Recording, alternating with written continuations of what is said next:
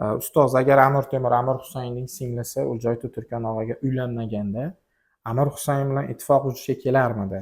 Ustoz, Amir Temur bobomiz umri davomida juda ko'p janglarda qatnashgan. Shular ichida eng katta jang qaysi biri bo'lgan deb so'rashyapti. Bu albatta keyinchalik ham suhbatlarimiz uchraydi. Suhbatlarimiz uchun Nodirbek, sizning qaysi? Biroz chekinish bo'lsa ham aytib o'tib ketay. Men doim shu voqeani eslaganimda o'tgan kunlardagi Toshkent voqeasi esga keladi. Musabek bilan Ali Darveshni maqsadi nima? Ikkala amirni o'rtasida nizo keltirib chiqarishdan bularning maqsadi nima? Endi mana o'zimizni Amir Temur holatiga qo'yib ko'raylik-da. Xo'p, qana qo'yib ko'raylik. Ozgina askarimiz bor. Amir Husayn sulh taklif qilyapti. Ko'nmasak nima bo'ladi? Ko'nmasak ko'chada qolamiz. Shuning uchun sulhga ko'nish kerak. Endi eng qizig'i boshqa savol. Nimaga Amir Husayn shuncha qudratli bo'lib turib, sulh taklif qilyapti, ustiga yurish qilmayapti? Garchi ular Amir Husayndan cho'chib, Amir Temurga Amir Husayndan shikoyat qilganliklari bilan, lekin Amir Husaynga qarshi chiqish bu boshqa masala. Misol uchun aytaylikki, rahbardan norozi bo'lishi mumkin, lekin rahbarga qarshi chiqish butunlay boshqa masala-da. Shu nuqtai nazardan ular Temurning yoniga kirgani yoki aytaylikki Amir Husaynga qarshi chiqqani jur'at qilisha olmayapti va Amir Husayn tomoniga o'tib ketyapti. Bu endi haligi ko'pchilik talabalarimizga shu dars paytida aytilishingiz yo'q deydi, fantastika deb o'ylashadi, lekin aslida manbalarda mana endi hamma manbada kelyapti-da. Shu jihatdan biz ishonishga majburmiz.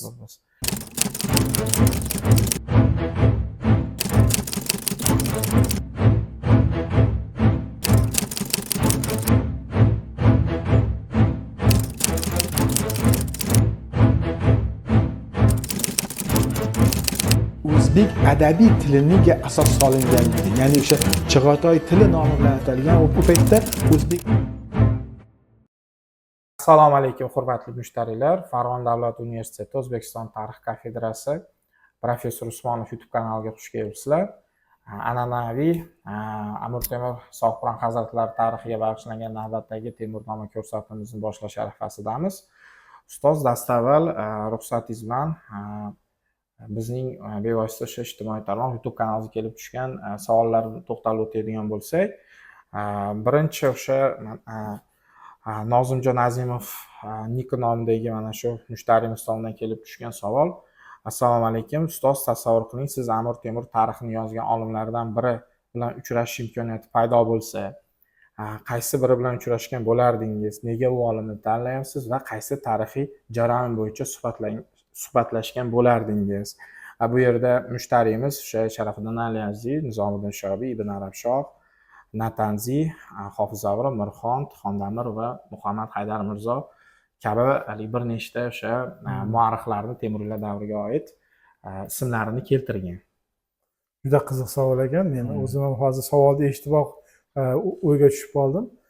Kimni tanlagan bo'lardim? Menimcha Nizomiddin Shomiyni tanlagan bo'lardim. Sababi Nizomiddin Shomiy Amir Temur bilan bir necha marta ko'rishgan va 1 yildan ortiq Amir Temur saroyida Amir Temur bilan birga ishlagan, faoliyat ko'rsatgan. Shu 1 yildan oshiq vaqt davomida Zafarnoma kitobini yozgan. Ya'ni 1 yildan oshiq Amir Temurga hamroh bo'lgan. Shuning uchun men u kishi bilan suhbatlashgan bo'lardim. Sababi Amir Temur bilan 1 yildan oshiq hamsuhbat bo'lgan odam u haqida juda ko'p narsa biladi va men ba'zi masalan, ayniqsa shu bolaligi bo'yicha savollarni bergan bo'lardim. Ya'ni nima uchun yozmagansiz? O'zi qanaqa ma'lumotlar bor edi? Qaysi yoki balki umuman shu bo'yicha savollar bergan bo'lardim. Juda yaxshi savol ekan. Demak, tanlashimning sababi Amir Temurni shaxsan ko'rgan, u bilan 1 yildan oshiq yashagan. To'g'ri, Amir Temurni ko'rganlardan Ibn Arabshoh ham bor albatta. Lekin Ibn Arabshoh u boshqa, Nizomiddin Shomiy Amir Temur bilan ko'rishgan vaqtda, Amir Temur saroyda ishlagan vaqtda u yirik olim edi. Ibn Arabshoh Amir Temurni ko'rgan vaqtda yosh edi, u keyinchalik yirik olim bo'lib yetishdi. Shuning uchun o'ylaymanki, menimcha shu Nizomiddin Shomiyga tanlagan bo'lardim.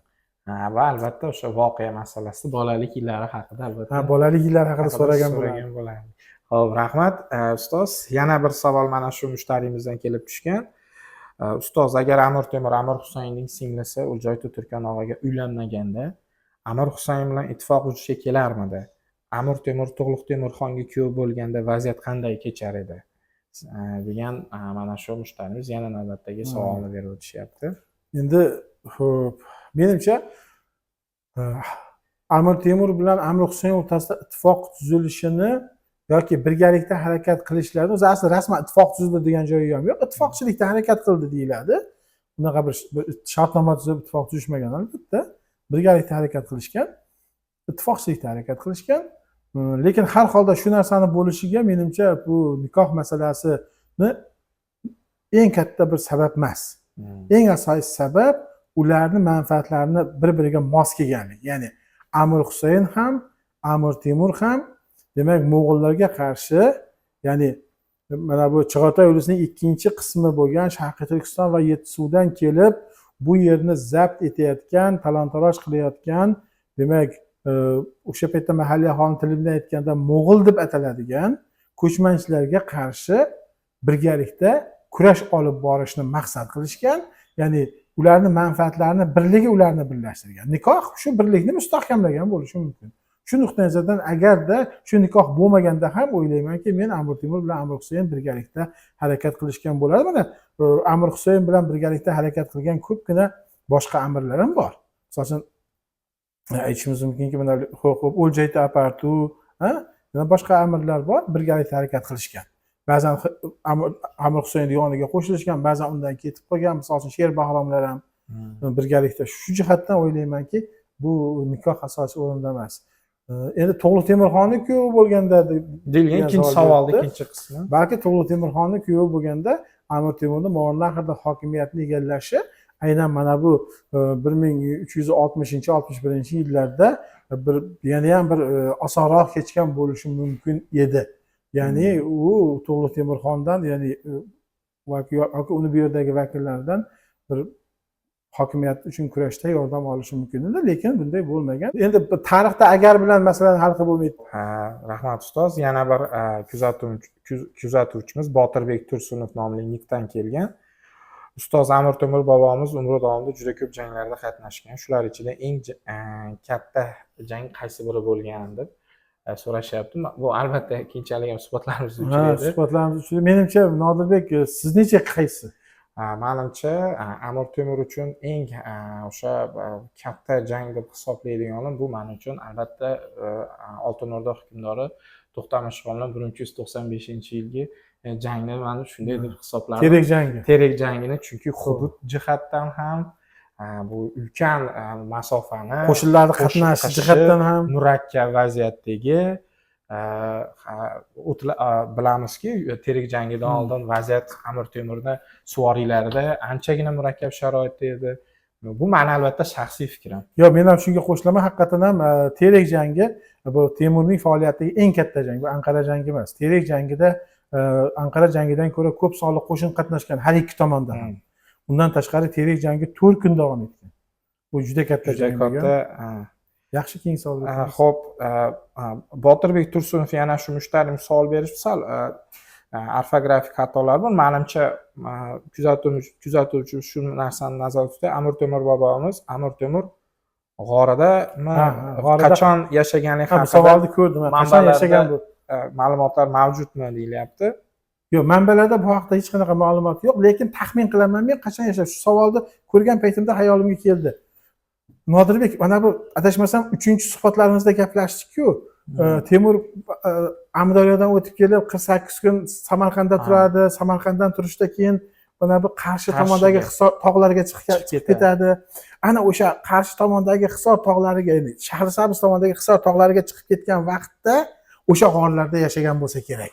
Demak, bu 1362-yilning oxiri yoki 63-yilga to'g'ri keladi. O'sha vaqtda yashagan deb o'yladim men.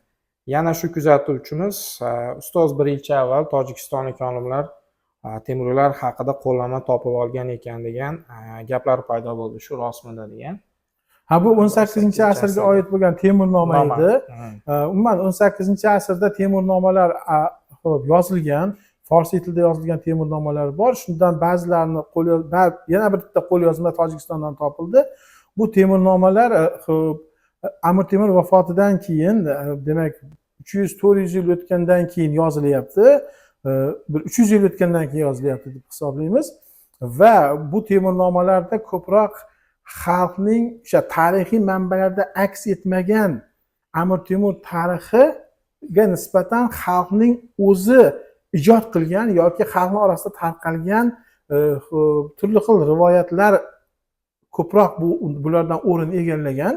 Albatta Amir Temur tarixi yoritilgan, lekin misol uchun mana Amir Temur bolaligi rasmiy tarixiy manbalarga kirmagan yoki Amir Temurni aytaylikki mana Amir Temurning otasi haqida ma'lumotlar, ayniqsa Amir Temurning onasi haqidagi ma'lumotlar kirmagan. Mana shular shu Temurnomalarda bor. Lekin bular xalq og'zaki ijodi sifatida ketadi. Men endi bu Tojikistondan topilgan Temurnoma haqini ichida nima bor bu haqida to'liq ma'lumotga ega emasman, lekin nomini Temurnoma ekanligi, demak shu paytgacha topilgan Temurnomalarga o'xshash bo'lsa kerak deb tushunyapman. Shu paytgacha topilgan Temurnomalarda qanday bor? Misol uchun juda qiziq ma'lumotlar bor. Misol uchun aytaylikki, mana emishki Soyimul xonim bu Buxoro xonining qizi ekan. Amir Temur demak o'sha vaqtda shaxmat o'yinlari bilan mashg'ul bo'lgan ekan. Buxoro xonining qizi ham juda bir shaxmatni yaxshi ko'rgan ekan. Aytibdiki, shaxmat o'yinida otasiga aytibdiki, shaxmat o'yinida meni kim mot qilsa, yutsa, men o'shanga turmushga chiqaman deb otasiga shart qo'yibdi. Keyin otasi e'lon beribdiki, meni bir g'ulomim bor, ya'ni shu shaxmat o'yinida shuni kim yutsa, men unga katta bir sovg'a beraman deb e'lon bergan. Amir Temur ham bu e'lonni eshitib shaxmat o'yinida musobaqada qatnashish uchun kelgan. Shaxmat o'yiniga esa demak erkakcha kiyingan, o'sha g'ulom kiyimidagi Soyimul xonim qatnashgan. Amir Temur uni 3 marta shu musobaqada demak hozir aytganda 3 partiya o'ynalgan. Uchalasida ham Amir Temur yutib chiqqan. Endi shu Temurnomada aytiladiki, Amir Temur birinchi ko'rgandayoq deydi, mana shu bu g'ulom aslida nihoyatda go'zal demak qiz ekanligini birinchi ko'rgandayoq his qilgan va aytganki, agar men shu shaxmat o'yinida yutqizsam, shu g'ulomga meni xizmatkor qilib qo'yinglar degan ekan. Lekin Temur g'olib chiqqan va keyin shartga ko'ra Soyimul xonimni olib, demak keyin o'zini yurtiga qaytgan ekan. Ya'ni aslida bu tarixiy voqea bo'lmagan. Lekin xalq orasida mana shunaqa Amir Temur bilan Soyimul xonimning muhabbati to'g'risida shunaqa afsonalar ham tarqalgan. Bu to'g'risida Amir Temur qissasi haqida mana Laziz Qayumov Amir Temur qissasi, Temurnomalar bo'yicha Laziz Qayumovning ham yozgan kichkina bir yaxshi risolasi bor. Mana shu risolada bu to'g'risida juda yaxshi ma'lumot berilgan. Akademik Laziz Qayumov ham o'z vaqtida bu masalaga e'tibor qaratgan. Xo'p, rahmat ustoz. Navbatdagi kuzatuvchimiz Sanjar Toshev Nikadan savol kelib tushgan.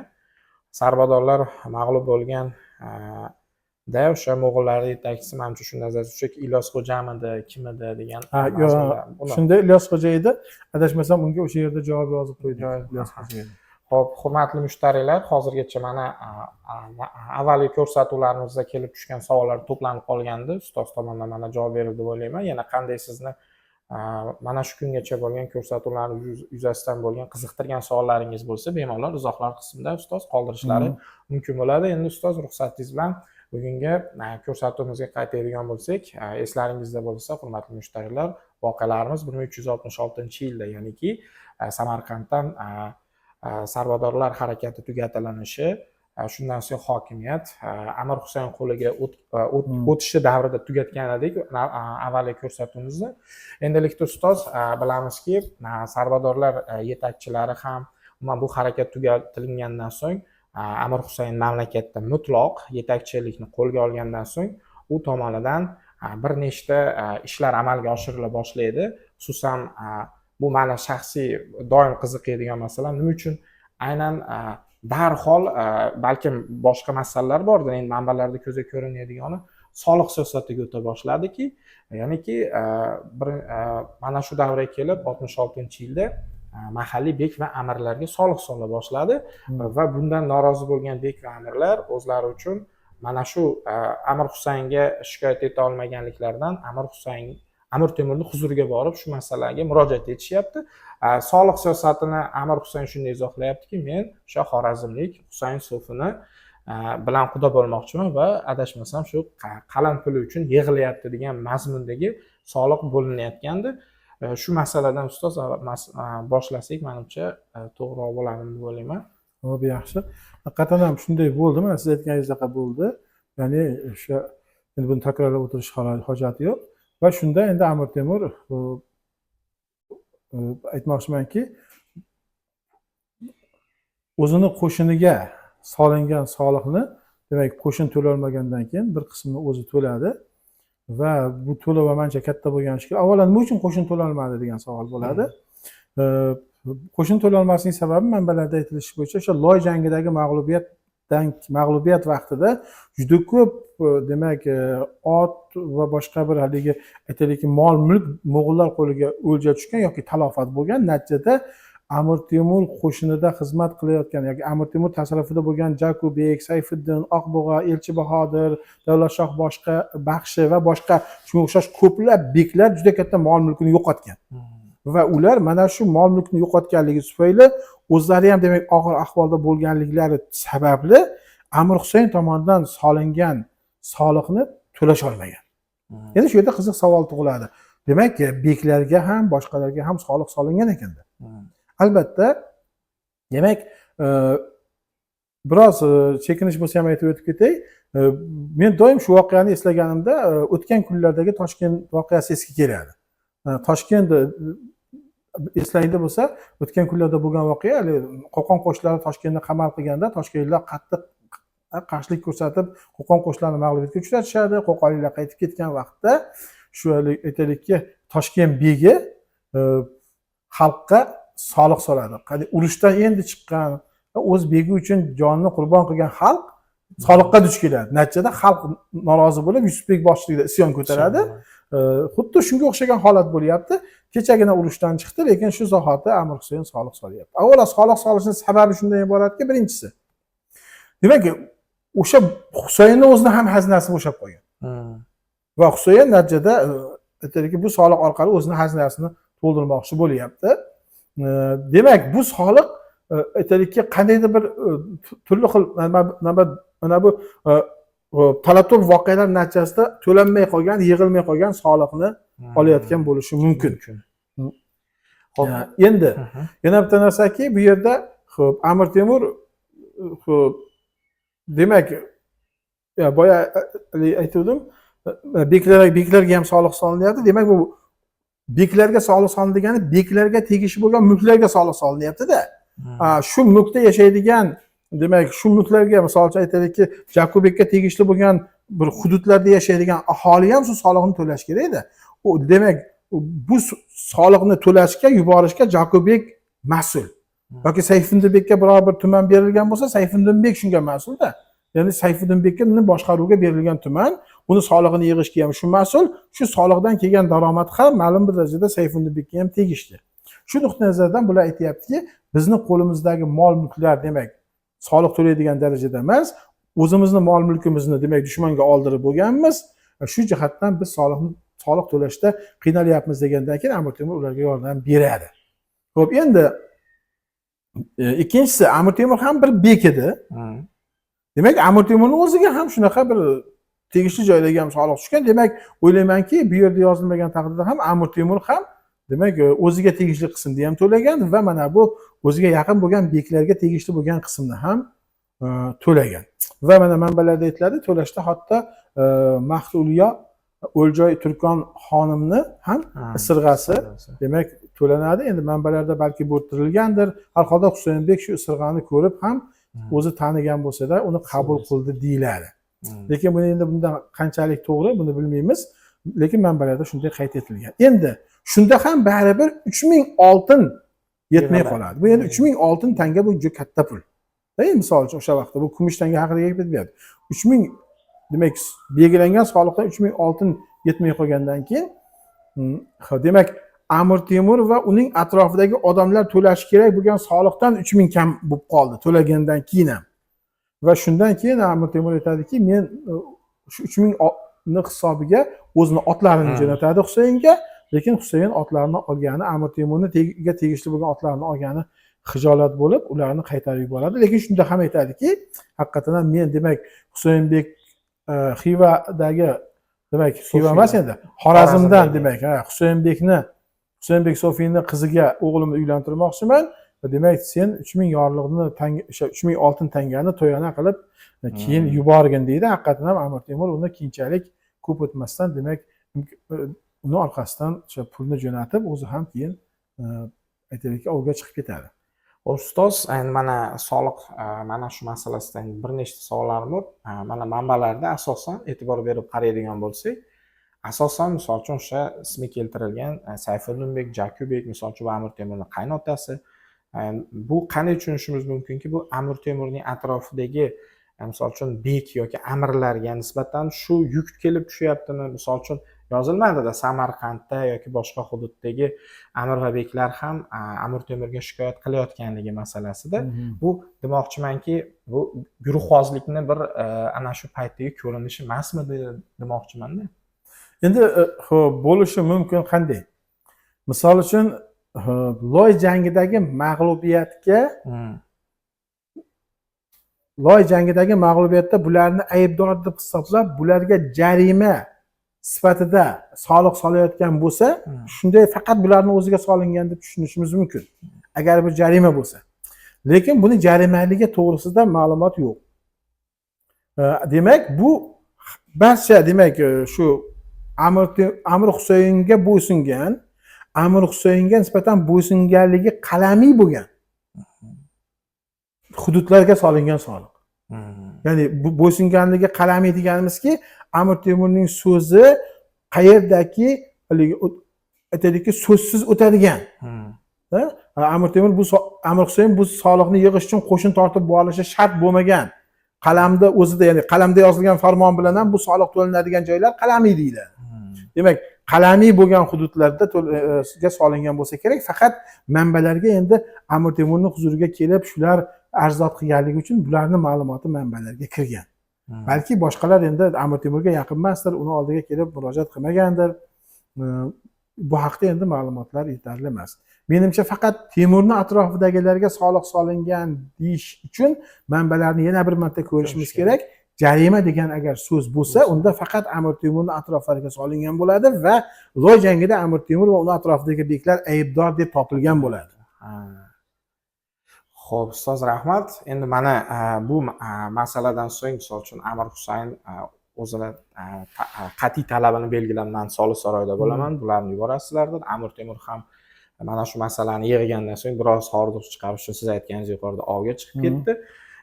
Endi mana ikki amir o'rtasida muxolifati, ya'ni nizo kelib chiqa boshlayapti-da. Endi mana shu nizoni alangalashtirish uchun Amir Husayn va Amir Temurning atrofida bo'lgan beklar yoki ana shu paytda Mo'g'rinahlda beklar, Musabek va Ali Darvish boshchilik beklar Amir Husaynning qaynonasiga desam to'g'riroq bo'ladi, bir maktub yo'llashyapti-da va ustoz adashmasam bu yerda Amir Temur sizga qarshi kurash olib boryapti degan mazmundagi maktub bo'lsa kerak deb o'ylayman.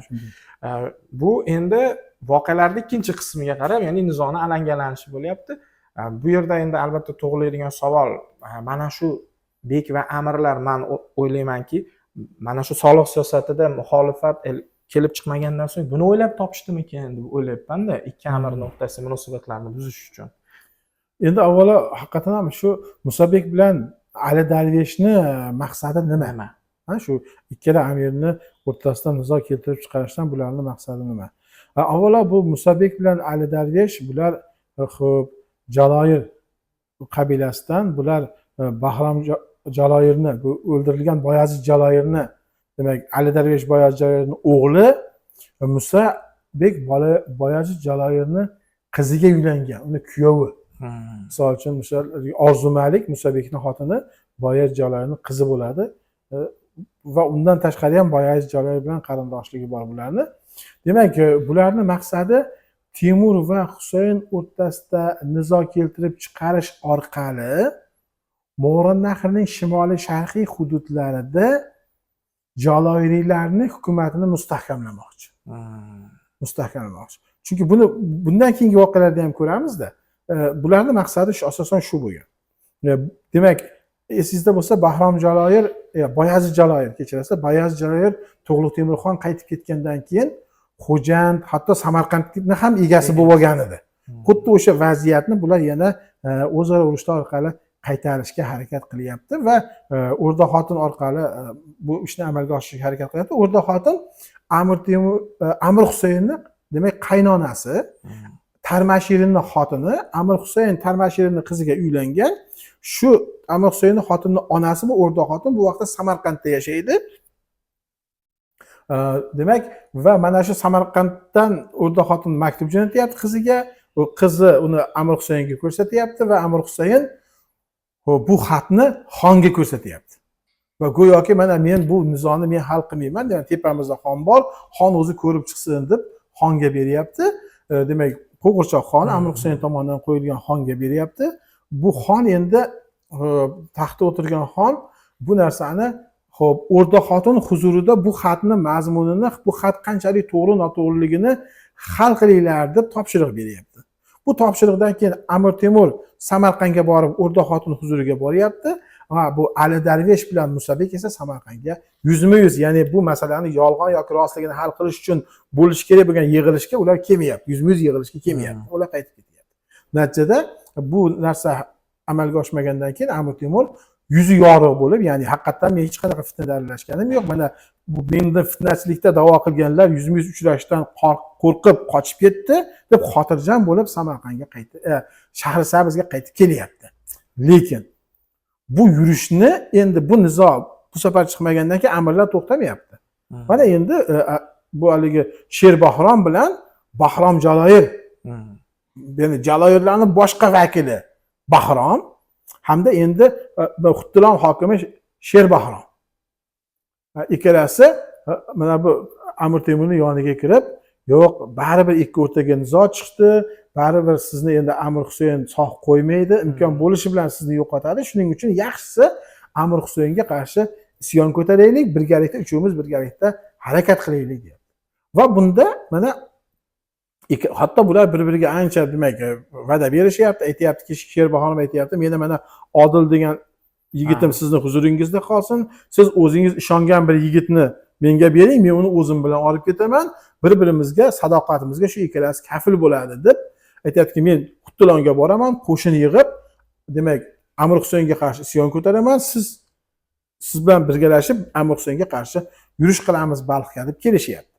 Va bu vaqtda endi Bahrom Jaloir bu o'zida ozgina askar bor, Amir Temurning huzurida turibdi, uni hali bir hokimlik qiladigan yeri yo'q.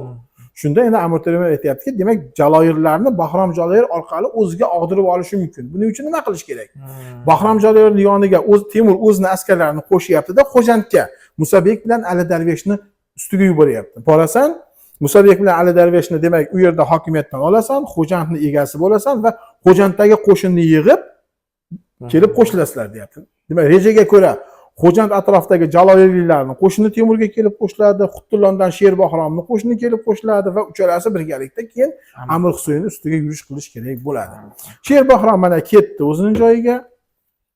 Xuttilonga va'dani berib, Bahrom Jaloir bu yerda Jakubek, Abbos Bahodirni, Amir Temur o'zining qaynotasini, keyin eng ishongan yigiti Abbos Bahodirni Bahrom Jaloirga qo'shyapti-da, borib Xo'jandga jo'natyapti. Bular Xo'jandga borib Musabek bilan Ali Darveshni haydab yuboryapti. Ali Darvesh qochib ketishga ulgurdi, lekin Ali Darveshga tegishli bo'lgan demak tarafdorlari qatl qilinadi va Bahrom Jaloir u yerda shundan keyin Xo'jand Bahrom Jaloirning qo'lidan chiqmagan. 1200 uni vafotiga qadar. Uni vafotidan keyin Odilshoh Jaloir uni o'g'lining qo'liga o'tgan. Demak, Bahrom Jaloir Xo'jandda bemalol mustahkamlanib oldida, ana endi Amir Temurga xiyonat qildi. Ya'ni u nima uchun xiyonat qilyapti? U sezib turibdi. U Xo'jandda turgan vaqtda, Xo'jand Movarounnahrning sharqiy chekkasidagi joyi, Xo'jandda turgan vaqtda Movarounnahr markazidagi urushlarga aralashgandan ko'ra, har ikkala Movarounnahrning markazidagi Husayn bilan Temurning urushlarda kuchsizlanishini kutgan yaxshi. Ular kuchsizlansa, o'zi bu yerlarni zabt etishni o'ylayapti. Shuning uchun endi bergan va'dasidan voz kechgandan keyin majbur bo'lyapti. Bahrom Jaloir mana bu Jakubek bilan Abbos Bahodir o'zlari qaytib borishgan va borib Temurning huzuriga borib aytayaptiki, shunaqa Bahrom Jaloir bizning yordamimiz bilan hokimiyatga erishdi, hamma narsani qo'lga oldi va endi senga bergan va'dalarni unutdi deyapti. Shu o'rinda ustoz, mana yuqori ta'kidlab o'tdingiz. Men g'arb manba adabiyotlarini o'qiyotganda bir qiziq masalaga duch kelgandim. O'sha o'rda xodimning huzuriga kelgan Amir Temur bevosita mana o'z oyog'i bilan keldi deb yozishadi-da. Amir Husayn lekin uni ushlab yoki qatl qildirmadi yoki boshqa qilmadi deyshadi. Endi bu fransuz sharqshunoslarining fikriga ko'ra Amir Husaynga Amir Temur uning kelajakdagi rejalarini bajarish uchun eng ishonchli baribir sarkardasi sifatida, shuning uchun uni rejalarida bo'lsa ham lekin hali mavridi emas edi degan ma'lumotlarni o'qigandim-da. Shu masalada ham ustoz bir bu fikringizni bo'yicha meni bildirsam. fikrim unday emas. Aha. Sababi qarangda, xo'p, Amir Husayn Solisaroyda yoki Bag'da yashayapti. O'rtoqxotin Samarqandda. Demak, muhokama Samarqandda bo'lyapti. Temur Samarqandga boryapti. Samarqandda Temurning tarafdorlari ko'p. Va aytishim kerakki, Amir Husayn Samarqandda bu ishni amalga oshira olmaydi. Shuning uchun ham agar xavf bo'lganda Amir Temur bormagan bo'lardi. Shuning uchun menimcha bu ishni amalga oshirish uchun Samarqandda Amir Husaynning tarafdorlari yetarli emas yoki uni ishonchli kishilar yetarli emas. Shuning uchun menimcha asosiy sabab shunda. Endi mana Amir Temur bilan bevosita o'sha muzokara olib borgan Sherbahrom ham, Bahrom Jaloyir ham Amir Temur ikki kishidan ham ular aldashdi-da, zamonaviy tilda aytadigan bo'lsak, endi aldashyaptiki, endi turgan gapki, Amir Temurning mana shu faoliyatidagi yana murakkab vaziyat tug'ilyapti.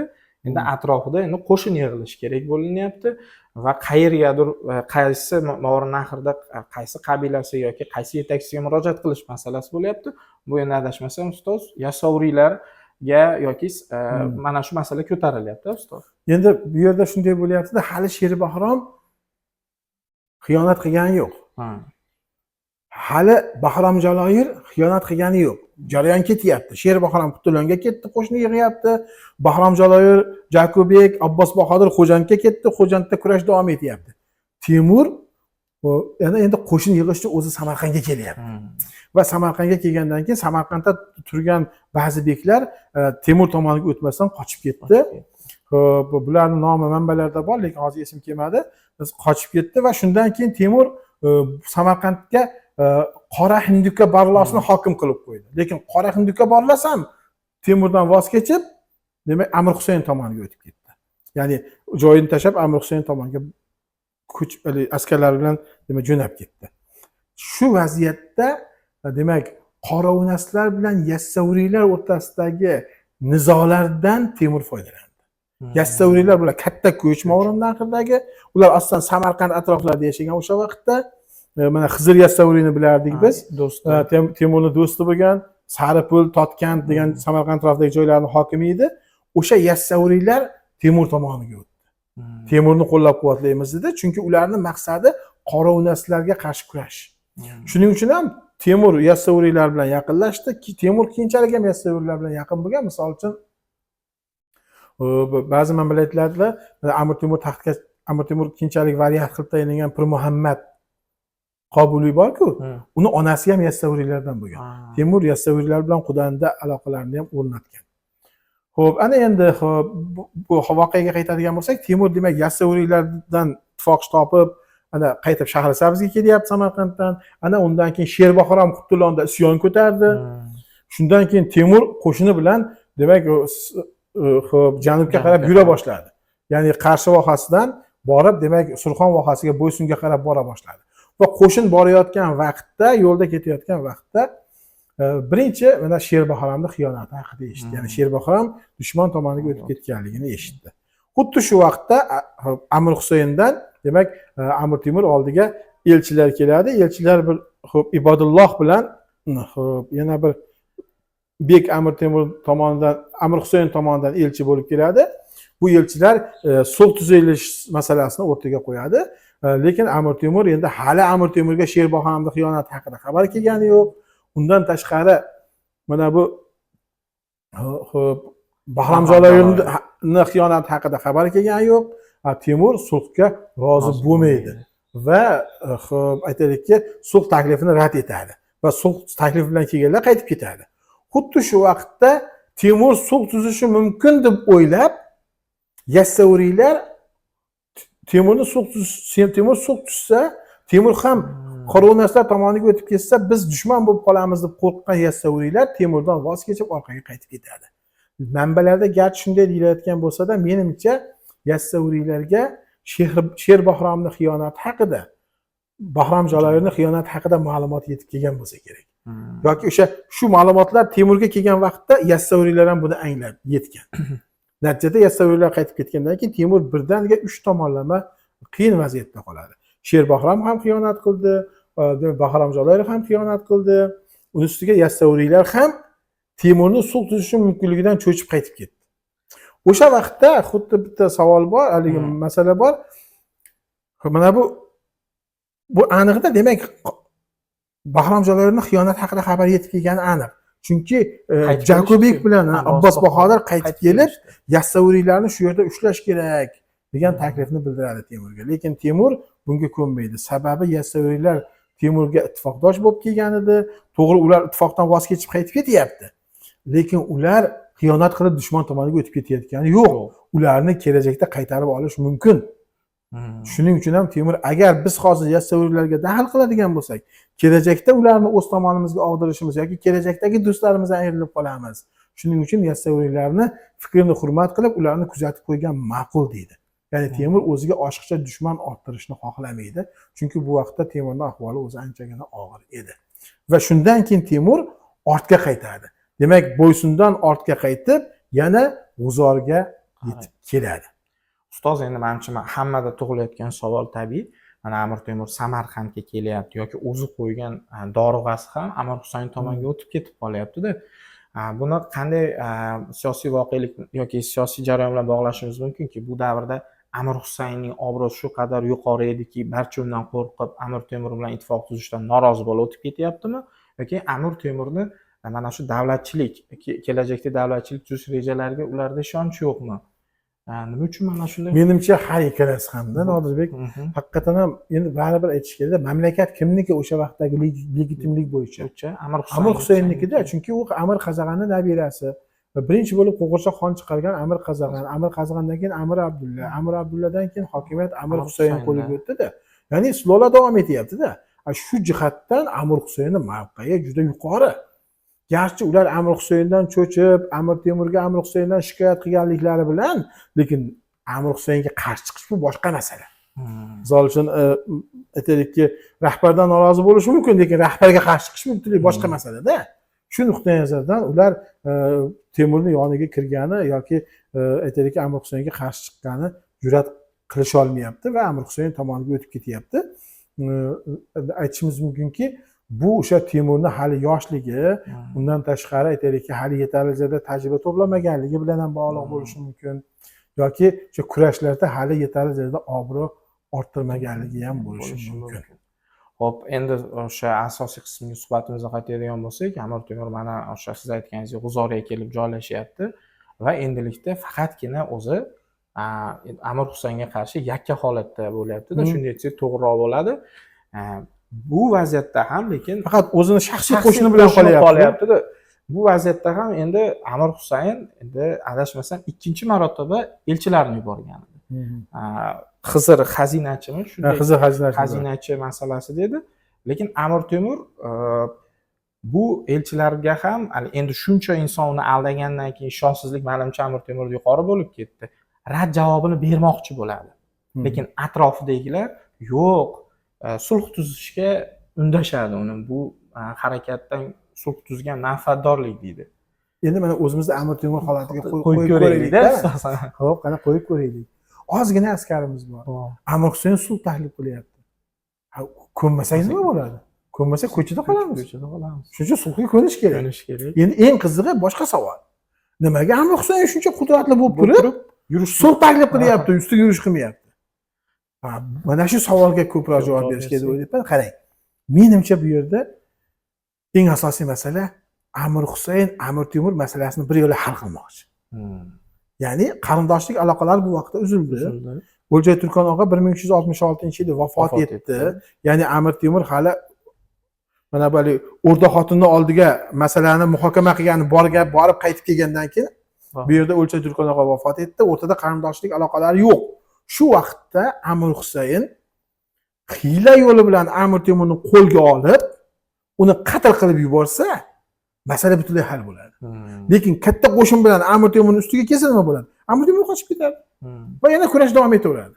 Shuning uchun u bu yerda sulh taklif etish orqali masalani Amir Temurni asir olmoqchi va masalani haqiqatan mana manbalarda borku, Xizr xazinachi keladi, aytadiki, mana Xizr xazinachi qo'lida o'sha Amir Husayn demak o'pib qasam ichgan muqaddas demak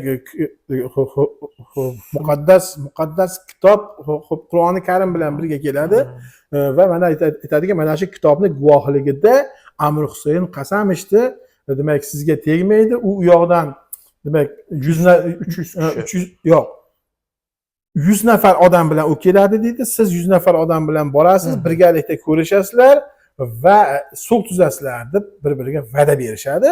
Temur ham bunga va'da bergandan keyin mana hop Xizr xazinachi qaytib ketadi, uchrashadigan joy chak-chak bo'lishi kerak edi. Temur 300 ta odam bilan yo'lga chiqadi va yaqinlashgandan keyin 200 ta odamni yo'lda qoldirib, o'zi 100 ta odam bilan chak-chakka yetib boradi. U yoqdan Amir Husayn 3000 odam bilan chiqadi. Uni maqsadi Temurni chak-chakda asir olish edi.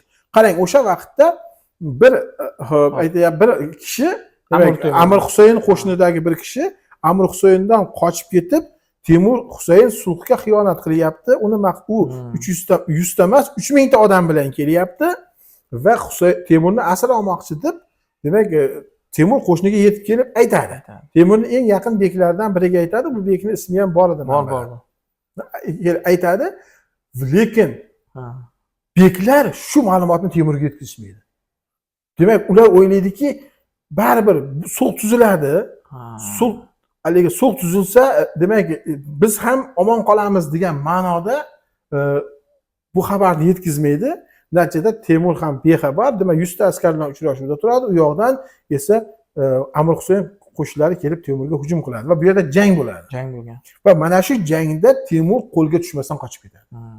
Endi bu yerda mubolag'a qilib jang qildi, boshqa to'g'ri jang bo'lgan, lekin Temur har holda qo'lga tushmasdan qochib ketganda, endi 100 ta askari bilan 3000 kishilik dushmanga qarshi jang qilib qo'lga tushmasdan omon qolib ketishni o'zi bir katta narsa va lekin qarangki, bu xiyonat xabari jang bo'layotgan vaqtdayoq Temurdan oldin, demak, Temur jang boshlanishi bilan Temurning askarlaridan kimlardir qochib ketganda, o'shalar borib G'uzorda turgan Temur qo'shinlariga aytadi va Temur qo'shinlari ham tarqab ketadi. Temur G'uzorga qaytib kelsa, demak, vaziyat juda nochor. Shundan keyin Temur majbur bo'ladiki, bu yerdagi, demak, askarlarga nima qilamiz deb taklif qildirgandan keyin Temurning atrofidagilar aytadiki, barchamizga ruxsat bering, uyimizga boraylik, oilamizni olib, Amudaryodan o'tib, demak, Moxonda uchrashamiz degan taklifni bildiradi. Shundan keyin Temur, demak, borib, Amudaryo bo'yida kutib turadi. Belgilangan vaqtda barcha askarlar o'zlarining oilasini, bola chaqasini olib, demak, eng zarur mol-mulkini olib, Amudaryo bo'yiga yetib kelib Temur bilan uchrashadi va bular Amudaryodan kechib o'tib, Surxon mana bu Turkman cho'llariga Moxon tomonga o'tishadi.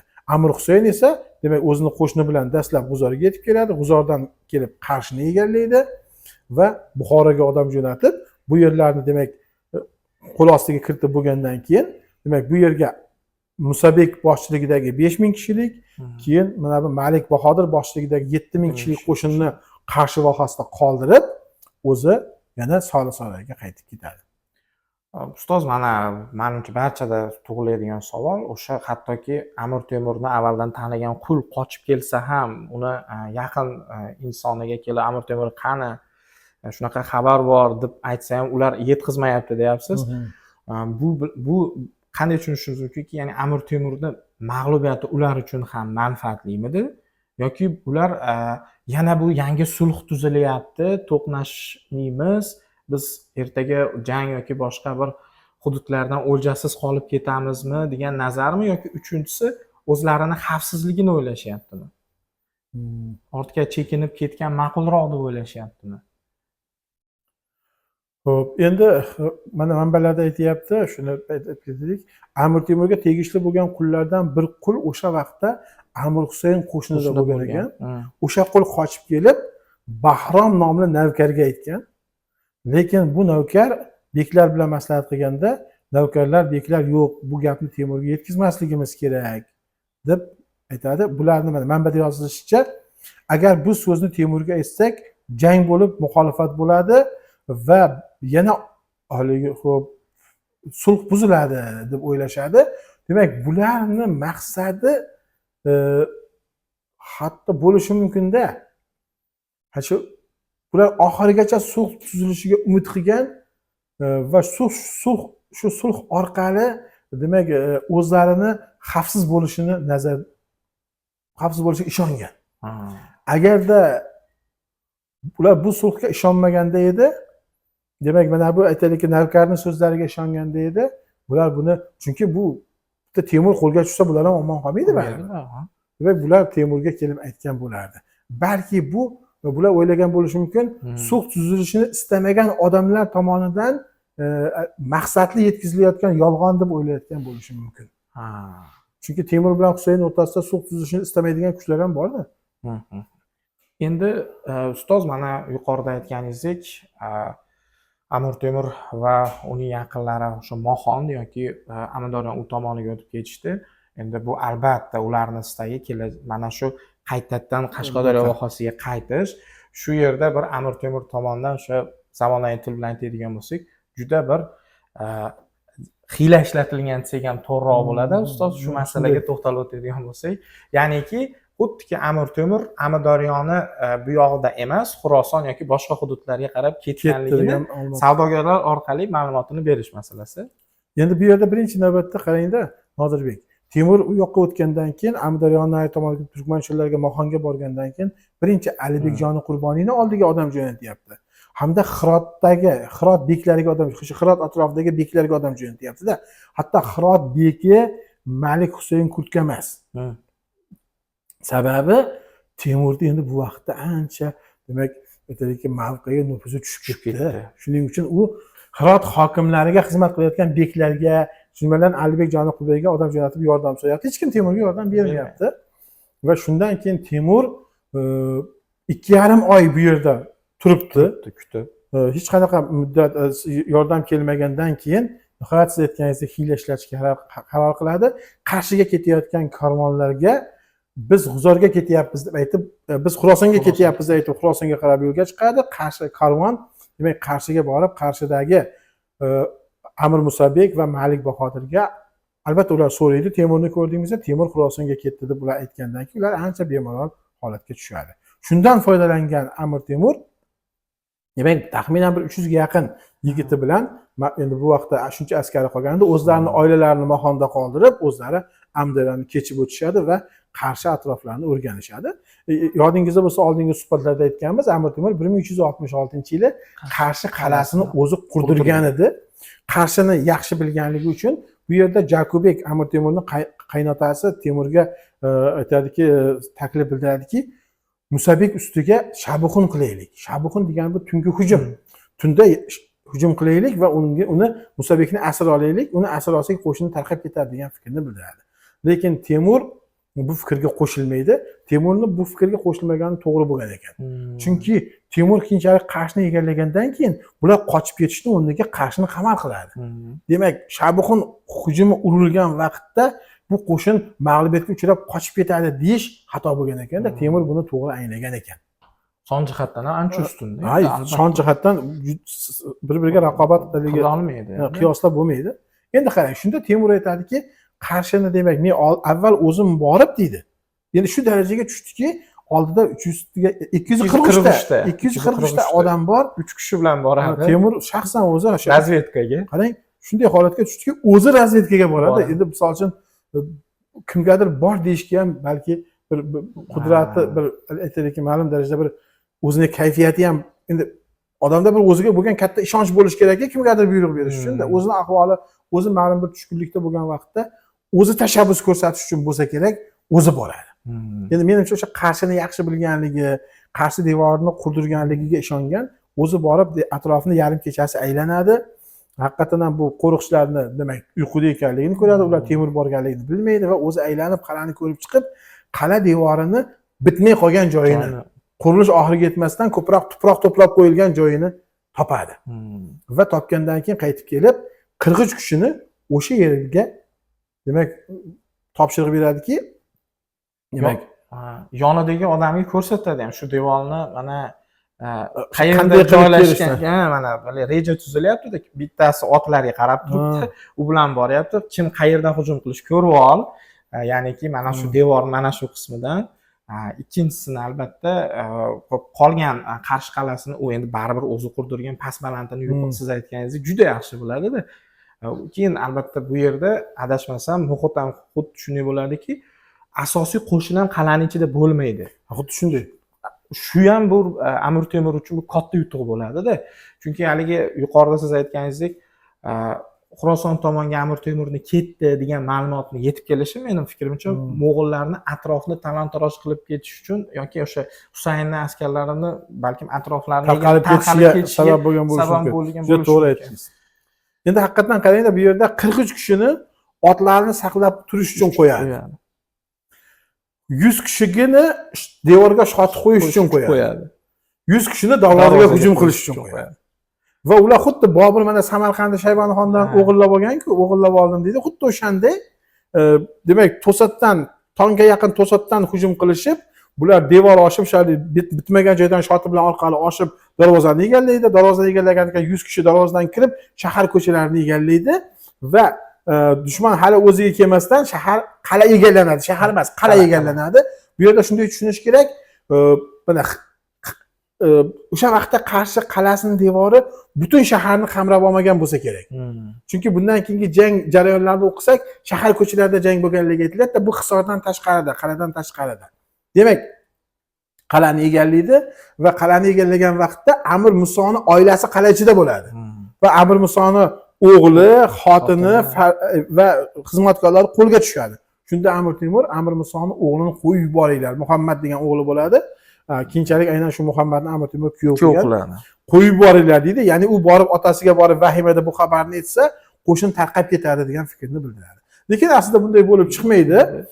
Amir Musobekning oldiga o'g'li kelib vaziyatni aytgandan keyin Amir Musobek tezda Malikka odam jo'natib qo'shinni yig'ishni buyuradi va albatta menimcha birinchi kunlarda katta qo'shin yig'ilmagan bo'lsa kerak.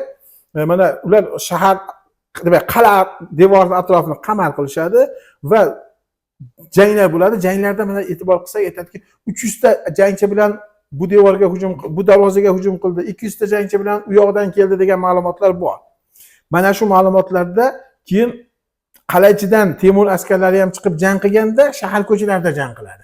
Demak, qal'a shaharni bir qismini o'rab olgan.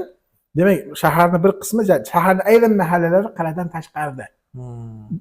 deb tushunish kerak. Yoki o'sha qal'adan tashqaridagi mahallalarda ham jang bo'ladi.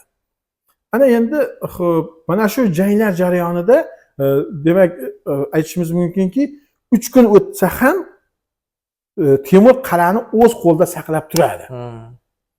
Va o'sha vaqtda shunday vaziyat sodir bo'ladiki, Amir Muso ham, Malik Bahodir ham Temurni qal'a ichidan tashqariga chiqib hujum qilishni kutmaydi. Ular bunga tayyorgarlik qilmaydi. Ular asosan o'zlari demak goh u darvozaga, goh bu darvozaga bostirib kelyapti, lekin shaharni egallay olmayapti. Xuddi shu vaqtda menimcha hali qo'shin ham to'liq yig'ilib bo'lgani yo'q. Atrofni talon-taroj qilish uchun, boya juda to'g'ri aytdingiz. Atrofni talon-taroj qilish uchun tarqalib ketgan qo'shin birin-ketin topshiriq bo'lgandan keyin yig'ilyapti. Mana shu vaqtda Temur shahar darvozasidan chiqib dushmanga hujum qiladi. Va mana shu hujum kutilmagan bo'lsa kerakki, dushman demak vahimaga tushib qocha boshlaydi. Va qochayotganlar hali jangga demak shunday tushunish kerak-da. Qal'ani atrofida qo'shinning bir qismi turibdi. Qolgan qismi qal'adan tashqarida, qal'adan ancha uzoqda va ular dashga joylashgan. Demak, shaharga endi ot bilan hujum qilib bo'lmaydi-ku. Demak, o'zlarini o'sha qo'shinning otini, demak, yem-hashak boshqasini himoya qilish uchun qo'shinning katta qismi orqada turibdi. Shu vaqtda qochayotganlar vahimada mana bu qo'shinning ikkinchi qismini ham vahimaga tushiradi va ular ham qocha boshlaydi. Va shunday qilib, xo'p, endi manbalarda shunday yozilyapti. 243 nafar askar 12 ming kishilik qo'shinni mag'lubiyatga uchratadi. Qo'shin deyarli tarqab ketadi. Endi lekin Sharifda Aliyazida 12 ming kelyapti, Shomiyda 12 ming kelyapti. Natanziyda biroz kamroq. Natanzi aytayaptiki, ko'pi bilan 11 ming, kami bilan 10 ming deyapti. Lekin shunday bo'lsa ham bu ko'p, bu deyarli juda ko'p. 40 baravardan oshiqroq farq qiladi. Lekin har holda mana shu jang amalga oshadi. Endi nima uchun shunday bo'ldi? Ha, bu o'zida Bu ham qiziqda qanday qilib Temur 243 askari bilan 12 ming kishilik qo'shinni mag'lubiyatga uchratdi. Menimcha birinchi sabab bo'lgan narsa 243 askar bilan shaharni egallab olganligi. Eng asosiy sabab qal'ani egallab olganligi. Ikkinchisi, qal'a ichidagilar ham Temur tomoniga o'tib, shaharni birgalikda himoya qilishganligi. Mana Shayboniyxon ham 10 ming askar bilan Samarqandda turgan bo'lgan, lekin shaharning ichida 600 ta askar bo'lgan. Temur Bobur 247 ta askari bilan shaharga kirib, shaharni egallab olgan. Keyin Shayboniyxon 10 ming kishilik qo'shin bilan kelib shaharni qamal qildi, lekin shaharliklar ham shaharni himoya qilishni boshlagandan keyin Shayboniyxon Samarqandga kira olmaydi. Xuddi shu vaziyat shu yerda bo'lyapti-da. Demak, Qarshi shahrining aholisi ham, demak, mana bu Malik Bahodir bilan Amir Husaynni, mana Amir Musabekni askarlaridan shaharni himoya qilishda Temur tomoniga o'tib jang qilyapti. Bu esa unga katta imkoniyat yaratib bergan. Mana shu ikkala sabab, demak, bunga asosiy sabab bo'lgan bo'lsa kerak. Va keyin yana bitta narsani unutdik. Harbiy hiyla menimcha bormidi degan. Ha, yana bitta borda. O'zi harbiy hiyla ishlatdi-ku bular. To'satdan hujum qilib shaharni egallayapti. Lekin hiylani yana bitta joyi bor. Ular hujum qilganda kelishib olib hammasi Xurosoniylar lafzida suron soladi. Ha. To'sto'polon yo'q, Xurosoniylar lafza degani Xurosoniylar shevasida gaplashadi bir-biri bilan. Ya'ni bu bilan Xurosondan Temurga katta qo'shin yordamga keldi degan tushuncha uyg'otadi. Aynan mana shu narsa ham, demak, uchinchi sabab, demak, Muso bilan Malik Bahodir qo'shinlari vahimaga tushib qochib ketishiga sabab bo'ladi. Bu endi haligi ko'pchilik talabalarimizga shu dars paytida aytib yursiz, yo'q deydi, fantastika deb o'ylashadi, lekin aslida manbalarda mana endi hamma manbada kelyapti-da. Shu jihatdan biz ishonishga majburmiz. Xo'p, menimcha ustoz, mana Amir Temur tomonidan Qarshi qal'asi egallandi. Temur endi mana qarangda, Qarshini egallagandan keyin odam jo'natib Buxoroni ham egallayapti va Buxoro Qashqadaryo vohasini o'zining izmiga kiritdi. Va endi mana bu Malik Bahodir bilan Amir Husayn, Malik Bahodir bilan Amir Muso, Amir Husaynning oldiga qochib borgandan keyin Amir Husayn 10 ming kishilik qo'shin bilan o'zi bu yoqqa, demak, O'ljoyda aparaturni ham olib, Amir Musoni olib, Malik Bahodirni olib, o'zi yana boshqatdan qo'shin tortib kelyapti. Va Temurda endi bularga qarshi chiqqan yana kuchi yo'q. Va Temur bir xayolga keladiki, bir 200 ta askarim bilan borib dushman ustiga Shabuxun ursam deb qarshidan chiqib, Amir Husayn kelayotgan qo'shin tomonga qarab yuradi. Yarim kechasi unga ancha yaqinlashadi, lekin sharoitni o'rganib chiqsa, Shabuxun urush uchun imkon yo'q. Chunki Amir Husayn qo'shini nihoyatda hushyorlik bilan kechalari qorovullarni qo'yib, hammasi gulxon yoqib, demak, atrofni aytadiki, to asosiy qo'shinga yetib borguncha ham qorovul qismlari bor. Temur aytadiki, bu 200 kishilik qo'shin bilan men bu yerda natijaga erisha olmas ekanman deb, ana endi Qarshiga qaytib kelgandan keyin maslahat qilib, Buxoroda dushmanga qarshi chiqamiz deb bular Buxoroga chekinishadi. Va Buxoroga yetib keladi. Endi Buxorodagi vaziyatni qarang. Buxoroda Amir Temur tomonidan Buxoroga hokim qilib jo'natilgan Mahmud Shoh Buxoriy Amir Temurni fikrlariga bo'ysunmay qo'yadi. Vaziyatni noqulayligini ko'rgan Jakobek bilan Abbosbek Temurdan so'ramasdan Turkman cho'llariga ketib yuboradi.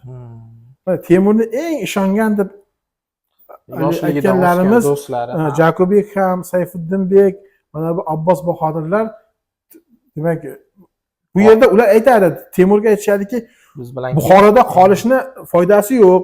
Mana bu Buxoroga hokim qilib qo'yganimiz, mana bu Mahmud Shoh Buxoriy, bu aytaylikki, Amir Husayn tomonga bemalol o'tib ketishi mumkin. Xo'p, shu nuqtai nazardan aytadiki, bu yerda tursak, baribir mag'lubiyatga uchraymiz. Undan ko'ra Temur Husayn kelgungacha biz ketaylik deydi. Lekin Temur yo'q.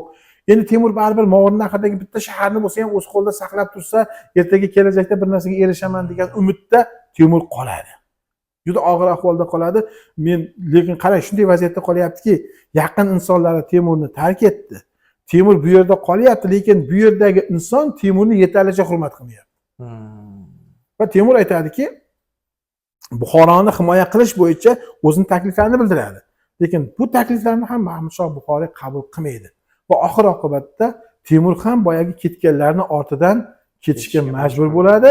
Amir Husayn bu yerga yetib kelgandan keyin tez orada Buxoroni ham egallaydi va Temur yana bir marta Mahonga qaytib borib, o'sha o'zining eng yaqinlari bilan Mahonda qolishga majbur bo'ladi. Hop, menimcha Shu bilan bugun yetarli. Hurmatli mushtariylar, eng qiziq ikki amir o'rtasida. Demak, 1366-yilgi voqealar tugadi. 1 yil oxiriga yetkazdik. 66-yilni kech kuzi edi. Biz hozirgi aytayotgan voqealar shu bilan 1366-yilni 66-yildan 67-yilga o'tadigan qishni Amir Temur Turkman cho'llarida Mahonda o'tkazadi. Hop, hurmatli mushtariylar, ustozimiz yuqorida aytgandek, mana shu 1367-yilga kelib bugun mana Sohibqiron Amir Temur hazratlari tarixiga oid bo'lgan ko'rsatuvimizni yakunladik. Qanday savollar bo'lsa, albatta keyingi savollarda javob berib ketamiz boshlashdan oldin. E'tiborlaringiz uchun rahmat. E'tiborlaringiz uchun rahmat. Keyingi ko'rsatuvlarda ko'rishguncha.